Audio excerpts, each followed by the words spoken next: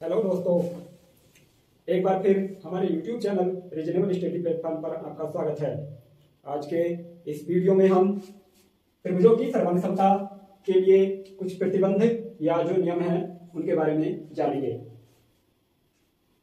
दो त्रिभुज सर्वांग सम है यह देखने के लिए हमने हर बार काटकर एक दूसरे के ऊपर रखकर नहीं देख सकते कि वह सर्वांग सम है या नहीं। ऐसा करना संभव नहीं है, क्योंकि हम एक या दो बार ही ऐसा कर सकते हैं, पर परीक्षाओं में या फिर उत्तर पुस्तिका में प्रश्न हल करते समय हम उन्हें नहीं काट सकते। इसलिए त्रिभुजों को सर्वांग करने के लिए कुछ नियम व प्रतिबंध दिए गए हैं, जो इस प्रकार हैं। जो पहला नियम है वह नियम है कि यदि दिए गए त्रिभुज की तीनों भुजाएं दूसरे त्रिभुज की संगत तीनों भुजाओं के बराबर हो, संगत तीनों भुजाओं के बराबर हो, तो वो दोनों त्रिभुज सर्वांग सम होते हैं। इस नियम को हम भुजा भुजा भुजा या साइड साइड साइड नियम भी कहते हैं, और इसका जो संक्षिप्त रूप है वह एस एस एस है। अब हम इस नियम को कुछ उदाहरणों की सहायता से समझने का प्रयास करेंगे।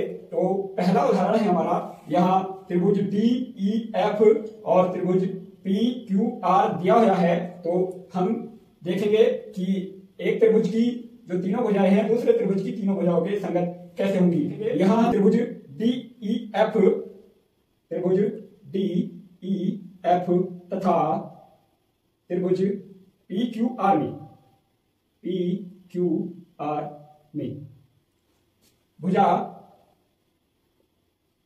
डीई 2 सेंटीमीटर है, तो उसी प्रकार पी क्यू भी 2 सेंटीमीटर है, तो डीई बराबर पी क्यू होगी। भुजा डीई बराबर भुजा पी क्यू। दूसरा ई एफ भुजा 5 सेंटीमीटर है, उधर क्यू आर जो भुजा है वह भी 5 सेंटीमीटर है, तो त्रिभुज डी ई एफ में ई एफ बराबर पी क्यू आर की भुजा क्यू आर के बराबर है। ई एफ बराबर क्यू आर, भुजा ई एफ बराबर भुजा क्यू आर। इसी प्रकार भुजा डी एफ बराबर भुजा पी आर के, भुजा डी एफ बराबर भुजा पी आर। यहां हम देखते हैं कि तीनों भुजाएं एक दूसरे के बराबर हैं, इसलिए त्रिभुज जो डी ई एफ सर्वांग सम त्रिभुज पी क्यू आर। क्योंकि तीनों भुजाएं बराबर होती हैं, तो इस पहले नियम के अनुसार हमारा ये दोनों त्रिभुज एक दूसरे के सर्वांग सम हैं। जो दूसरा उदाहरण है उसमें हमें त्रिभुज ए बी सी तथा एक्स वाई जेड दिए हैं, तो त्रिभुज ए बी सी तथा त्रिभुज एफ वाई जेड में हम लिखेंगे दोनों त्रिभुजों में भुजा ए बी बराबर भुजा वाई जेड तथा भुजा बीसी बराबर भुजा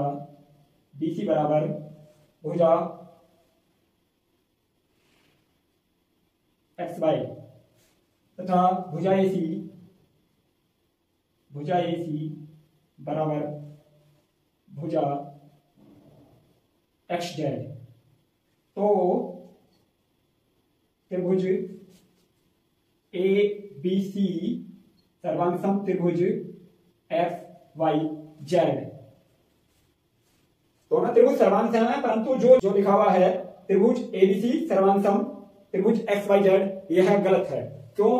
क्योंकि इस प्रकार इनकी संगत भुजाएं हैं, उस प्रकार हमें त्रिभुज का नाम भी उसी प्रकार लेना है। हम इस प्रकार नहीं कर सकते, क्योंकि जो ए बी भुजा है वह एक्स वाई के बराबर नहीं है, वह वाई जेड के बराबर है। तो जिस प्रकार ये संगत भुजाएं बराबर हैं, उसी प्रकार हम त्रिभुज का नाम लिखेंगे, तो यह सही नहीं है।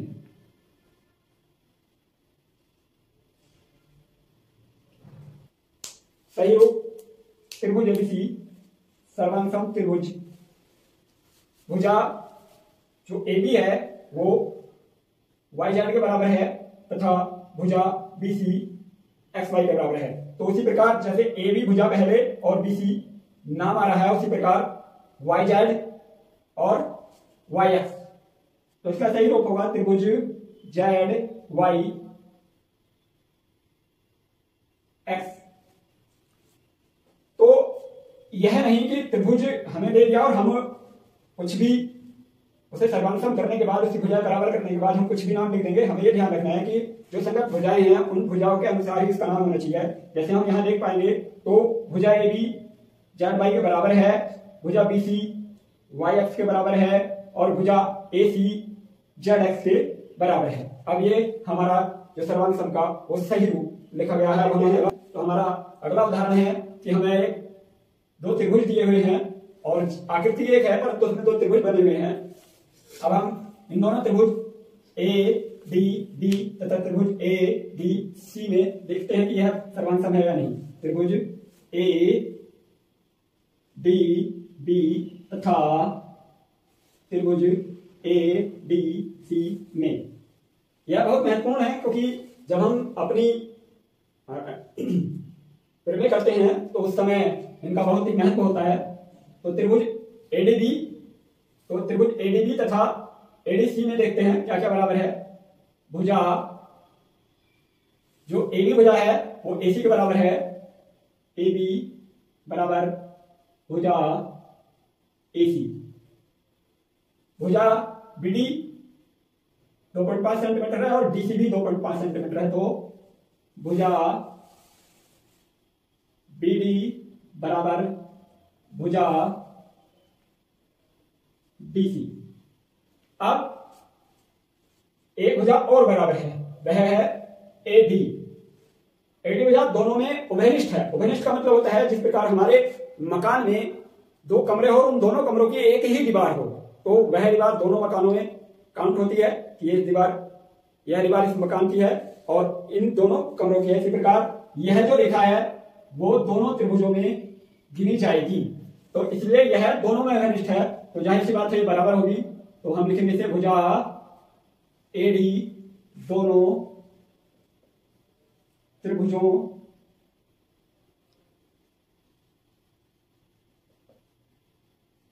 में उभयनिष्ठ है।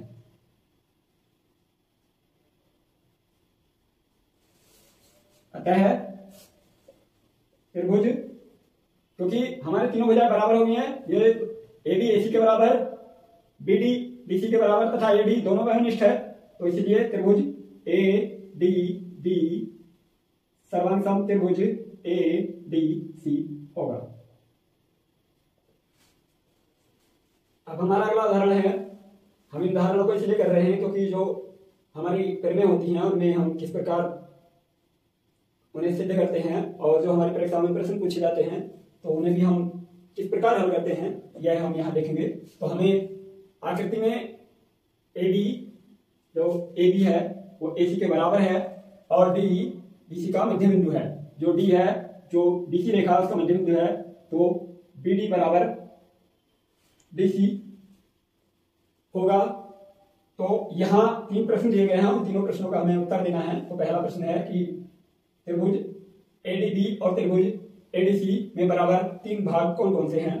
तो पहला एक भुजा बराबर हो चुकी है दोनों, एबी बराबर एसी तथा बीडी बराबर डीसी, और भुजा एडी दोनों में घनिष्ठ है, इसलिए ये दोनों त्रिभुज सर्वांग सम होंगे। तो हम इन्हें लिख सकते हैं।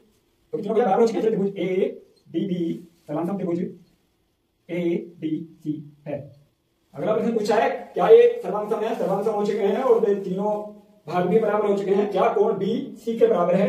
तो जब दो त्रिभुज सर्वांग सम हो जाते हैं तो उनकी प्रत्येक चीजें बराबर हो जाती हैं, उनकी भुजाएं और उनके कोण। तो जाहिर सी बात है कोण बी बराबर कोण सी होगा, क्योंकि जब दो त्रिभुज सर्वांग सम हो जाते हैं तो उनका प्रत्येक संगत कोण और प्रत्येक संगत भुजाएं बराबर हो जाती हैं। अगर आपको यह वीडियो पसंद आया हो तो आप प्लीज लाइक एंड सब्सक्राइब कीजिए। धन्यवाद।